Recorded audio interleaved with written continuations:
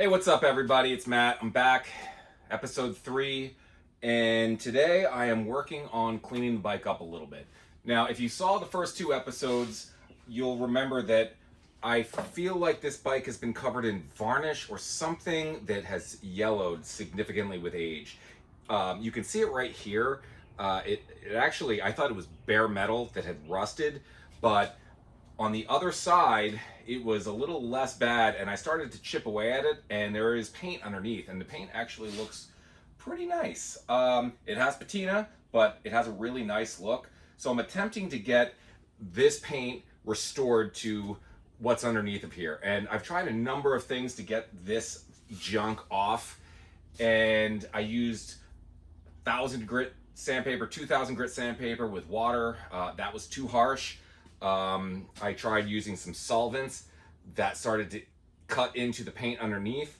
Nothing's really worked. I did have an accidental breakthrough on the gas tank when I was derusting the inside using electrolysis. The water, which was saturated in sodium carbonate, had actually kind of softened up that layer and it basically wiped off. But I wasn't able to reproduce that reaction. It just didn't seem to work. Maybe I have to let it sit overnight. I don't know, but I'm a little leery about doing that. What I've landed on, actually, is using some rubbing compound and a pneumatic polisher. And I'm using a sponge on the tip of this polisher and just kind of lightly, but at a very high velocity with a random orbital polishing pattern, going over this yellow coating, and it's coming up. I'm going to show you here. This is what I started with, and this is what it looked like after about 5 minutes of polishing. It doesn't come right off. It is going to be a lot of work, but I think what I need to do is take the mud guards off and just spend some time with them. You know, do one at a time. Don't get rushed. Just try to preserve as much of this paint as possible. And same with the gas tank. Pop the badges off, the knee pads, and clean it as well as I can. You can see up here where it started to come off with the electrolyte solution. So there's definitely shiny paint underneath. Again, this bike used to be red. You can see it where it's been scratched a few times. That's the original paint underneath. I'm not going to try and restore that. I've had no luck ever getting paint jobs off original paint.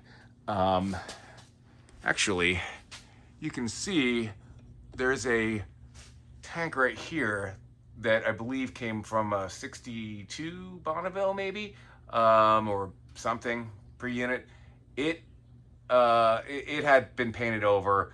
The previous owner tried to get that paint off, and that's what they were left with. I've done the same thing on another bike I have, and I had the same exact result. Maybe someone out there has successfully done it. I'd love to know the secret, but so far I have not found it. So today I am gonna take off the front fender and start with this. So let me grab a couple wrenches. Again, these are Whitworth, thinking 3/16 or 1/4 inch. I forget what size these are. 3/16 might be the magic, yeah.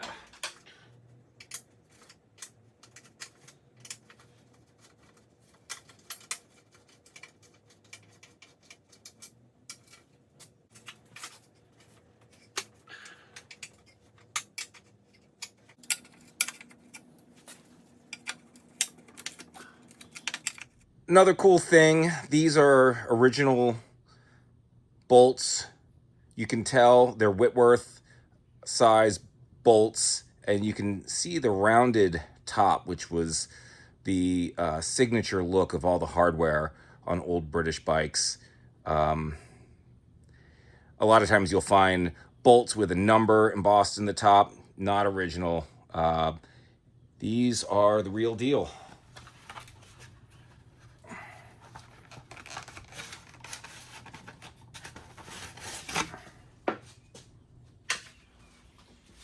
Okay, fender's off. Now that I got it off, I actually realized that this is an aluminum fender. I don't know if the aluminum fender came standard on the T20C for this year. My other Cub, my 61, has an aluminum fender in the rear, but that bike is a Bitza. I don't know what's original and what's not. My 56 has steel pressed mud guards, and they are they're more, they have a deeper valance than the standard 60s Cub mud guards have. They were designed to be stylistically similar to the 50s per unit Thunderbird. So I'll have to look that up. I'm not really sure. It does look like there's red paint underneath of this paint that looks stock. It matches what's on the tank. I thought they did have painted fenders. Maybe they were painted over aluminum. Not sure. I'll double check that. But you can see I've got my work cut out for me. Someone did a pretty nice job painting. They painted underneath too. The whole thing looks like they, took their time doing it. And I think it's worth saving. So I'm going to do a little polishing here and see what we can come up with.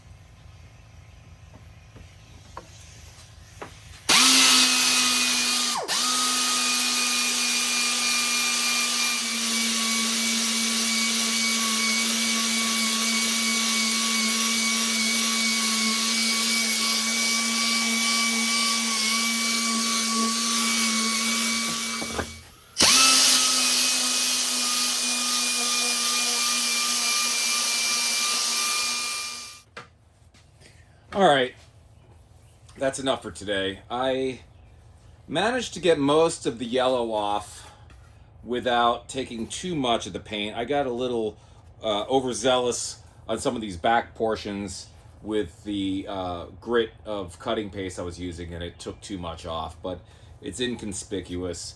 It is what it is. I probably should have started with the rear fender and worked underneath the seat, for my experimentation. Lesson learned. But for the most part, I think it looks pretty good. It has a nice patina, and it's shined up pretty nicely, and the paint seems relatively durable. So I'll probably polish it one more time with a fresh set of eyes and hands, because I'm starting to find myself getting impatient and wanting to cut deeper than I should and getting some marks. So I'm going to stop, and I'm going to start back up tomorrow when I get a chance to get back up here. Good job! You won't. Go up towards the garden. All right, ready? Let's go. Give it gas. Doing awesome. I got you. Keep going. Give it more.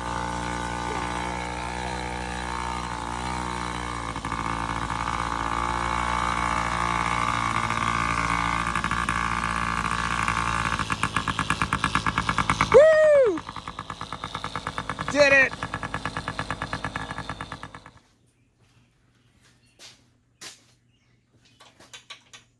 All right, it's been a couple weeks, I'm going to be honest. I just don't have a whole lot of time to work on this thing. But Triumph Rally's coming up. I want to put it all back together and take it with me. And at the very least, have it all together. I'll probably continue to clean it while I'm up there. Hopefully ride it around if I can get the thing to run and stay running. So real quick, I'm putting on the front fender. It's Father's Day. I've been doing stuff all day in the yard. And I want to go hang out inside, but I want to get this fender on real quick. And I have a quick pro tip here. So if you've ever put fenders on a Triumph without taking the wheel off, you know it's really difficult to get your fingers up underneath of there to get the nut to mate with the bolt. If you're building a bike and, you know, that's been completely torn down, put the fenders on before you put the wheels on, and you won't have this issue. But I'm not taking everything apart. I just wanted to take the fender off to clean it. So, little tip, when you're putting the nut and the washer on, first put the bolt down through the fender stay and the fender. And the challenging thing that I have found is getting these up underneath to mate without dropping them, because you can't really get both fingers on them at the same time. So what I'm doing here is I'm just grabbing some thick all-purpose grease, sandwiching these guys together with it. So they stick together.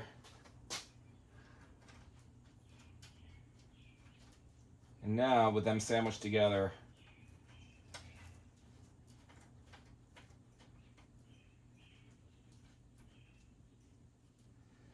I'm able to get the bolt threading in. And as an added bonus, the grease will protect the nuts underneath from rust. And you can just wipe the grease off the top. Obviously, you'll still need to get under here with a wrench. This is an old trick.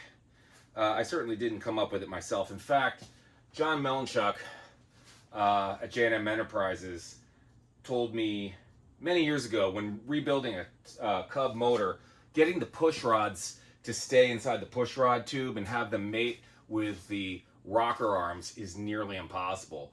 What you do is you get a big glob of grease and jam it down in the push rod tubes and get your push rods lined up perfectly so that they mate with the rocker arms, and then you can press it down on top and bolt it in. Otherwise, it is an absolute nightmare job. Eventually, once you start the motor and the push rods are moving, the engine heats up, the grease harmlessly melts away. But there's a lot of applications.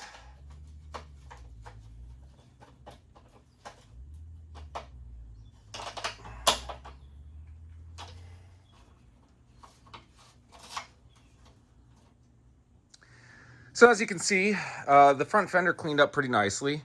I think it has some beautiful patina.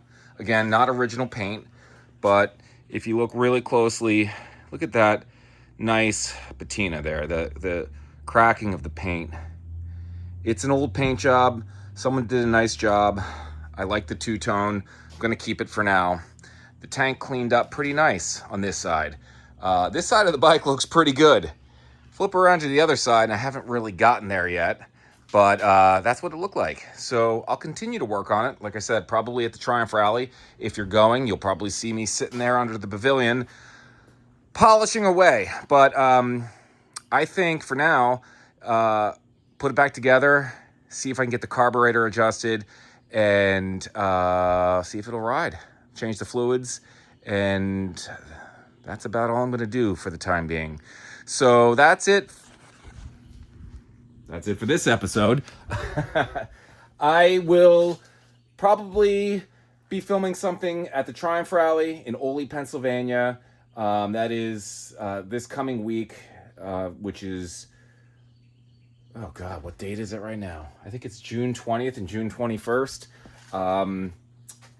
Today's the 14th. 19th, 20th, and 21st, I believe, is when I'll be up there. Ole, Pennsylvania, Ole Fairgrounds. Yeah, if you're in Pennsylvania and you're into British motorcycles, it's the place to be. So I will be posting something after that. Most likely swap meet finds and who knows what else. So see you in a week or two. Bye.